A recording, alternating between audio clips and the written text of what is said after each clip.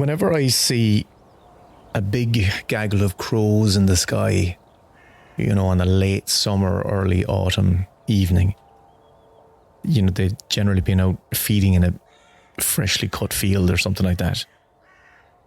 I'm always reminded and taken back to my home in northwest Cork of me sitting on the roof of our prefab, which I wasn't allowed to sit on, and looking up at the crows as they fly back to their nests outside Murphy's farm across the fields. And it just takes me back to that time where the sense memory is my mother is in the kitchen and she's either baking or sewing or doing something. She's creating or fixing something.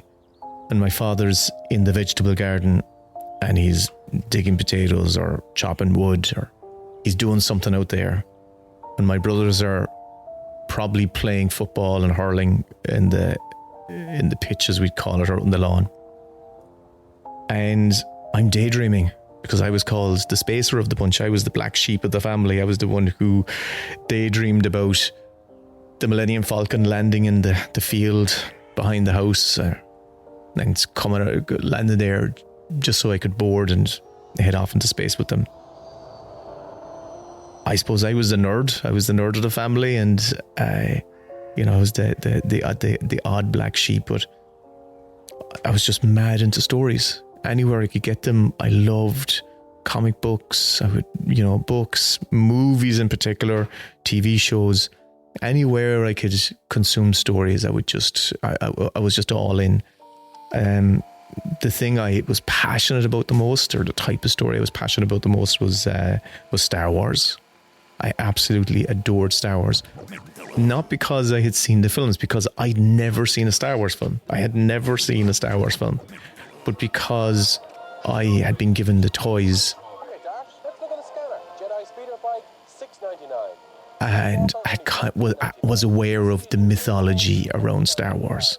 So at Christmas or at birthdays, I would have gotten a few Star Wars toys, and I would have heard about Luke Skywalker and Darth Vader. And then I had all these strange alien figures, and I would just make up their personalities and make up their backstories and have my own version of Star Wars in my head. And in my mind, it was the greatest thing ever.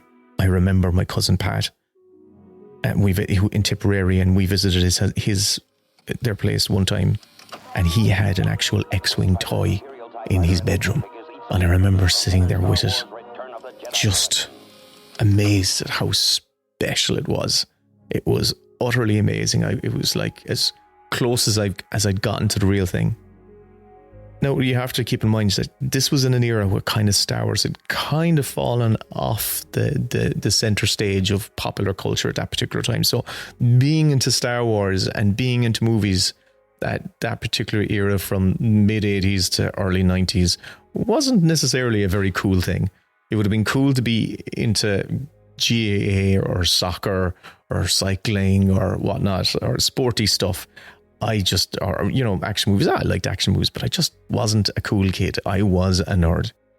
And there I was sitting on top of my prefab, or the house's prefab, just daydreaming of just getting far, far away from that place that was northwest Cork, which in my eyes was so boring and dull and pedestrian and so utterly grounded.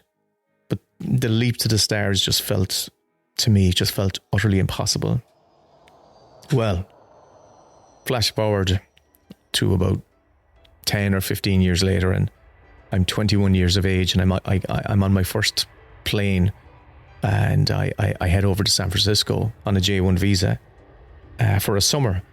And on my last day of my holidays, I decide with my buddy, this was pre-internet, that we were going to go and discover Skywalker Ranch. Hollywood is the movie-making capital of the world.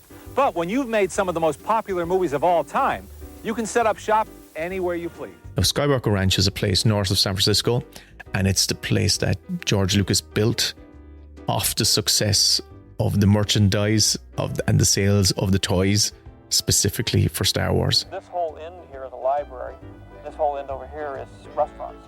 So it's And he had really built this incredible big ranch where there was all these different facilities, and it was basically like a mini town unto itself. Like, you know, they had a recording studio, a place where you can go edit, where you'd make movies, and where he himself would work in his own little private mansion.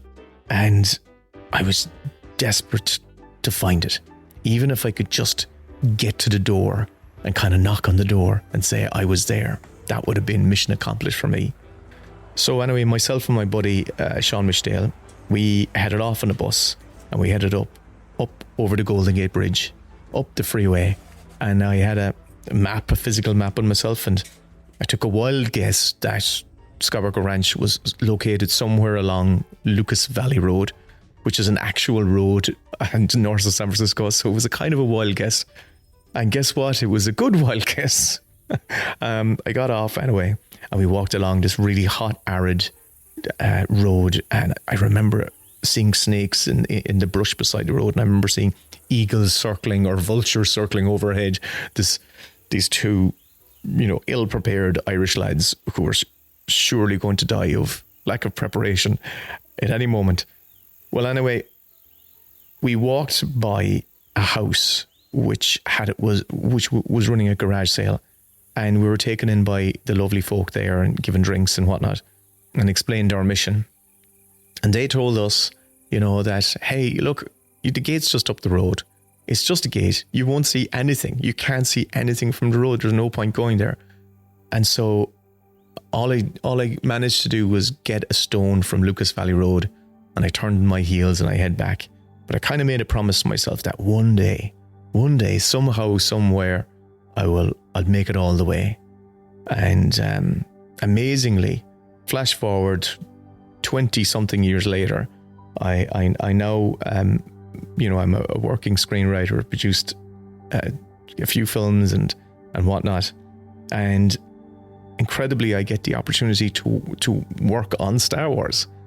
And in that job, I get the opportunity to go to San Francisco, go over the Golden Gate Bridge, go back up Lucas Valley Road, get to the gate, and this time the gate's open, and I go in and I get to stay on the ranch for a full week working with the people of Lucasfilm working on Star Wars. And it was incredible. It was a dream come true. It really, really and truly was. It was the equivalent of getting on board the spaceship and heading off to the universe of my dreams. Excuse all these bad metaphors, but you know, the thing about it is that aside from all that, anytime I still to this day see a large gaggle of crows or murder of crows in the sky who are heading back home after a big feast, I am always taken back to me sitting on the rooftop of the prefab around the back of our house, and I can still imagine my mother baking in the kitchen and my dad working in the garden, and the lads playing football or hurling or soccer out on the grass. And I'd give anything to be back there, anything to be back there in that time. But it's a memory, and I get to enjoy the memories, and we get to move forward now. And at least, and they're lovely memories, really nice memories.